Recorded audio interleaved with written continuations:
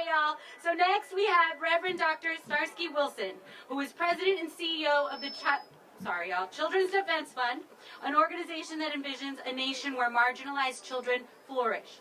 Leaders prioritize their well-being, and communities wield the power to ensure that they can thrive. In Reverend Dr. Starsky Wilson's work, he witnesses firsthand the full family and community impact of student debt. And we're lucky to have him in this movement alongside us. So please welcome to the stage Reverend Dr. Starsky Wilson. Good morning, family. Good morning. Good morning, family. My name is Starsky Wilson. I am excited to be here with all of you to feel the energy coming from students, from families across the country who understand that canceling student debt now is absolutely necessary.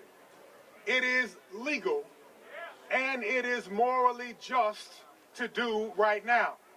And I come standing in solidarity with the Center for Responsible Lending, standing in solidarity, throwing in with the Dream Defenders, throwing in with the NAACP Youth and College Division, throwing in with the Young Invincibles to say this is necessary. Let us say necessary.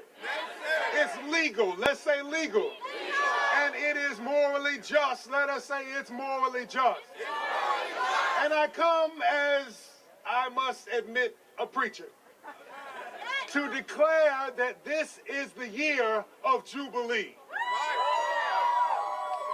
What do I mean? We say canceling student debt is indeed necessary because we feel the power and the promise of the people.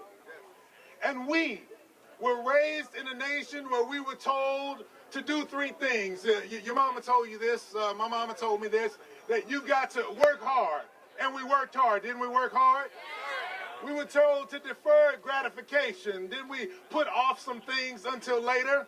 And then we were told to get an education. Work hard, defer gratification, and get an education, and you can do and be anything in America.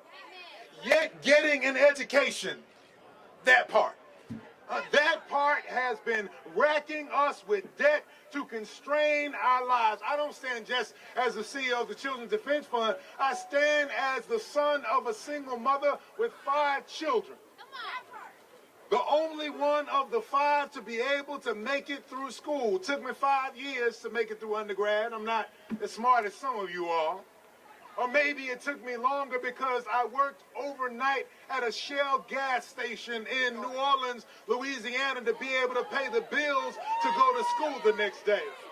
Maybe it took me a little bit longer because I had to work study, while also trying to contribute to student activities and government in order to keep the grades. Maybe it took me a little longer because I had to send a few dollars home to make sure that my younger siblings were trying to make it. And in order to do all of that, I racked myself with student loans. And I stand here because access to the American dream for me and the last 20 years of making payments for me is not something that I want for my 4 children. So canceling student loan debt now is necessary because access to the American dream for my 7-year-old daughter should not be caught up in her racking herself with debt for another generation. Canceling student loan debt is necessary. I know that by looking at it and feeling the power of the people, but it's legal when I understand the backdrop of this building. I'm no legal scholar. They know better than I do that the HEROES Act from September 11th gave broad latitude to the Secretary of Education to cancel student debt. They know better than we do that that same authority was used by the president in the context of a pandemic that is still yet ongoing. They know better than we do that President Biden had the authority to cancel student loan debt. And so because it is legal, SCOTUS, do your job. Tell the nation that canceling student loan debt was legal, is legal, has been necessary, and for all of our friends who find themselves hanging out on one side of the aisle and reading the Bible very closely. I feel the power of the people around me. I know the responsibility of the building behind me. But for years, the Children's Defense Fund has had a little office in this United Methodist building next door. We have had an office there because it represents a moral check on the legal system. And as a preacher coming to declare the year of Jubilee, I have to remind all of those friends of the courts, friends of the church, those who love to thump Bibles, that there is something in that Bible that calls us to owe no man nothing but to love him. And the God that I serve, now it's different than the God that some of these people serve, but the God that I serve would not call me not to owe anybody anything and then constrain me in a legal system where I have to carry debt. And so this same God that I'm sorry, I wasn't supposed to say that. This same God that Christian nationalists, I'm sorry, I wasn't supposed to say that. This same God that conservatives like to claim also called for a year of Jubilee, where every 7 years, because of the unjust nature of debt, because it causes inequity and imbalances in relationship, because it causes some people to believe that they're better than others, because it causes oppression, stress, and trauma upon some people, every 7 years, all debts are to be forgiven. All debts are to be canceled. All debts are to be relieved. And the pressure upon the people is to be released.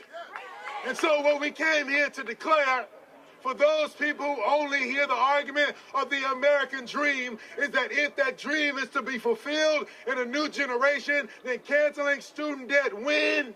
Now! Is necessary. If we will fulfill our obligations to the people, then canceling student debt when? Now! Is legal as we stand here. And if you actually believe that there is more authority in this world, and you believe that there is justice for all people, then canceling student debt when? Now!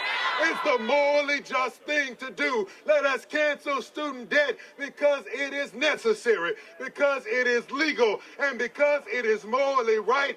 And then we will fulfill our obligation to the next generation of Americans, and even more importantly, to my 7-year-old daughter. God bless you. There you go.